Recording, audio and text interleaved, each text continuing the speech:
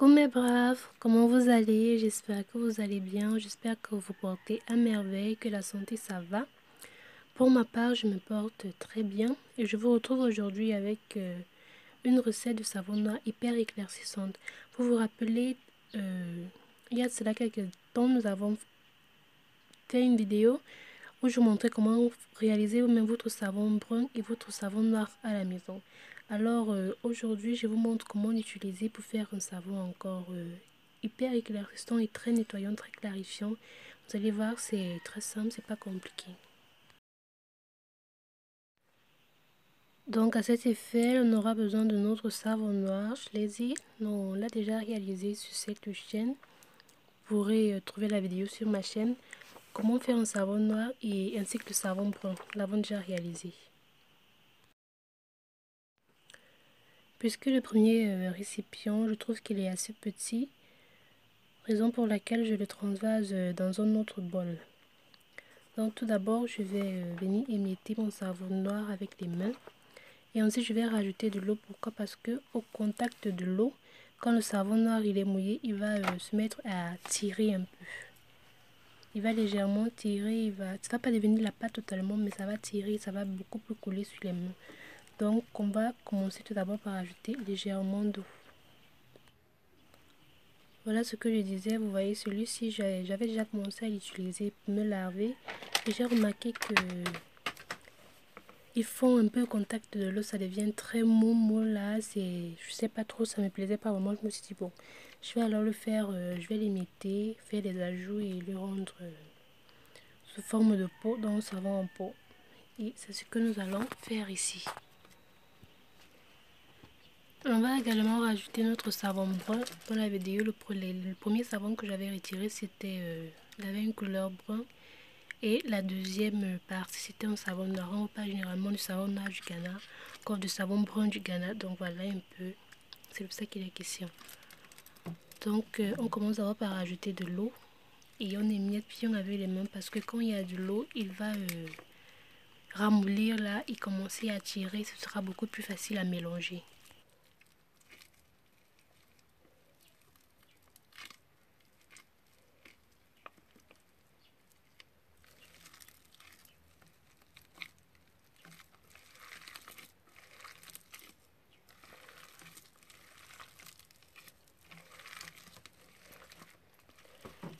Une fois que j'ai bien imité le savon, je vais commencer par ajouter d'abord du miel de carotte.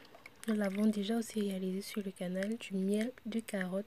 Je vais rajouter 40 ml, une équivalence de 40 ml du miel de carotte. Le miel de carotte, il est très éclaircissant, vu qu'il est fait à base de carotte, qui est éclaircissant. Il est très éclaircissant, on connaît déjà les vertus de la carotte, il va vous laisser la peau, vous clarifier, vous éclaircir, vous donner vraiment un très joli teint, un teint glow, comme on dit souvent. Et il peut également être utilisé dans les produits capillaires. Il va améliorer la pousse de vos cheveux. Vous savez que l'huile de carotte, elle favorise vraiment la pousse et elle vous donne une très jolie texture à vos cheveux. Hein. Pour ça, vraiment, vos cheveux seront brillants et ils auront une texture vraiment très jolie et ils seront encore plus noirs. Donc également dans les produits capillaires, que ce soit des crèmes ou je sais pas trop, vous pouvez rajouter votre miel de carotte. Après avoir bien mélangé, je vais rajouter maintenant du miel pur à 30 grammes, l'équivalent de 30 grammes de miel. Le miel aussi, il a tellement de vertus, il clarifie la peau, il lisse le grain de peau, il redonne de la fermeté à votre peau. Si vous avez une peau sèche, si vous voulez vous hydrater, je vous conseille de rajouter aussi du miel dans vos produits parce qu'il est aussi hydratant. Donc, mon savon aussi, il est un savon aussi au miel. Et vu que c'est vraiment très nourrissant et ça sent aussi très bon, j'ai tenu à en rajouter dans 30 grammes, une équivalent de 30 grammes. Toujours bien mélanger à chaque ajout pour bien incorporer tout dans notre savon.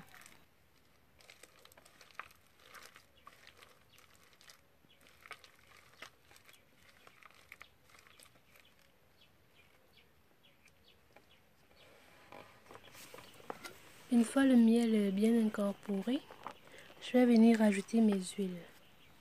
J'ai mis de l'huile de citron, une équivalence de 10 ml d'huile de citron, de l'huile de carotte, 7 ml, une équivalence de 7 ml, 5 ml d'huile de papaye, 5 ml de notre huile d'ara fait maison. On a déjà la vidéo sur la chaîne, vous pouvez aller y voir. 5 ml d'huile de, comment on appelle déjà, d'huile d'ananas. Ce sont des huiles éclaircissantes et elles sont naturelles. Nous allons également rajouter du benzoate de sodium. Je voulais rajouter un conservateur. Donc pour le benzoate, j'ai pris une équivalence de 20 grammes pour conserver mon savon.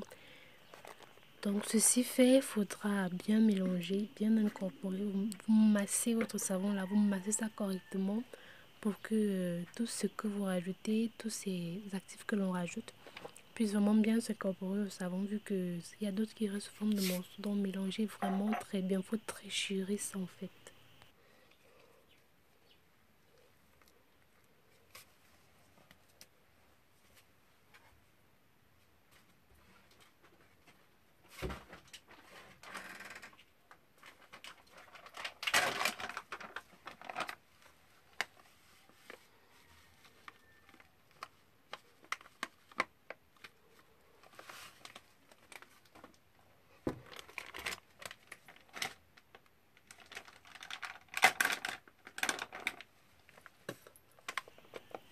Du curcuma est également rajouté, une équivalence de 20 grammes. Pourquoi? Juste parce que j'aime bien le côté éclaircissant du curcuma. Il nettoie la peau, il clarifie la peau et il éclaircit. Donc c'est un peu ça. Maintenant, après avoir mélangé, à la fin, vous allez remarquer que votre savon va devenir léger, il va tendre légèrement vers le rouge. Ça sera tout simplement dû à la présence du curcuma. Vous allez remarquer que dans les savons, surtout les savons moellons noirs qui contiennent du KOH qui est des électrolytes de potassium, quand vous y rajoutez du curcuma dans un savon contenant ces produits-là, que ce soit du NaOH ou du KOH, il aura tendance à tourner vers le rouge parce que le curcuma est un, comment on appelle, c'est un colorant. On peut l'utiliser comme colorant, on colore même, on teint même les vêtements avec. Et il va réagir avec ces bases-là, vu que ce sont des bases, et il y aura donc changement de couleur. Et ici, ce n'est pas seulement dans ces savons, ce n'est pas seulement le cas du KOH, mais aussi comment on appelle déjà, de la potasse, du liquide de potasse, parce que dans le savon noir, si vous voyez la vidéo où je vous montre comment réaliser votre savon noir et savon brun à la maison, c'est la phase aqueuse, c'est de la potasse. Donc de la potasse, c'est de l'eau de cendre, et auquel j'ai rajouté légèrement du KOH maintenant, qui est la potasse commercialisée. Même si votre savon est juste fait avec de la potasse naturelle, c'est-à-dire l'eau de cendre ou alors de feuilles de papayer, de feuilles de papayer brûlées et triturées mélangées avec de l'eau. Vous y rajoutez du curcuma, il y aura toujours changement de couleur parce que c'est toujours une potasse, c'est toujours une base, bien qu'elle soit naturelle.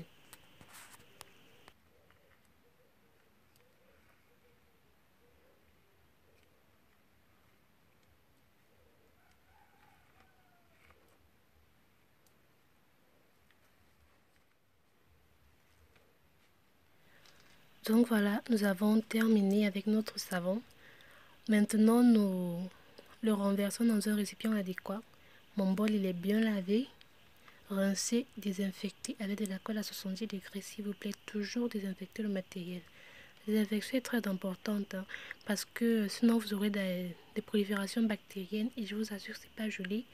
Et l'effet sur la peau, vraiment, il est néfaste. Donc, toujours bien nettoyer votre surface de travail, bien laver vos mains, bien nettoyer vos ustensiles, les désinfecter et surtout des emballages, vos emballages cosmétiques, parce que cette boîte-ci, c'est un emballage cosmétique. Donc, toujours désinfecter.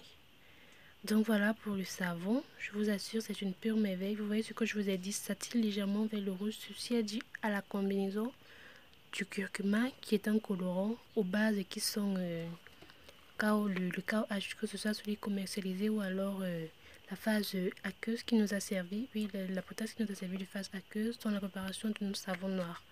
Raison pour laquelle la couleur elle est légèrement rouge.